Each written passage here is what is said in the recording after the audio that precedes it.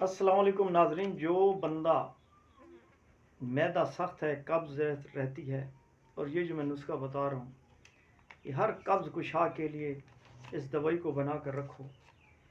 جب اس نسخے کو طبیب حضرات بنا کر اپنے دواخانے پر رکھیں تو بہترین لاجواب یہ چیز ہے۔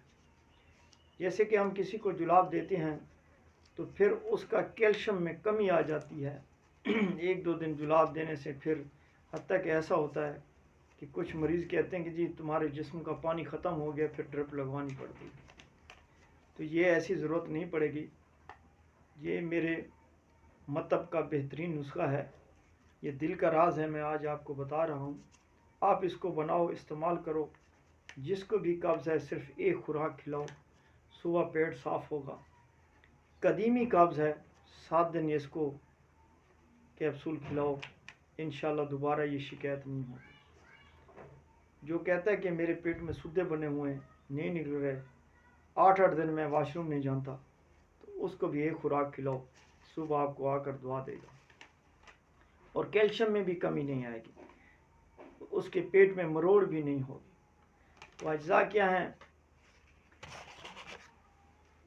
مستقی رومی لے لیں اوریجنل 20 گرام، مصبر 20 گرام، ریمند اسارا 10 گرام، آسگند نگوری 50 گرام۔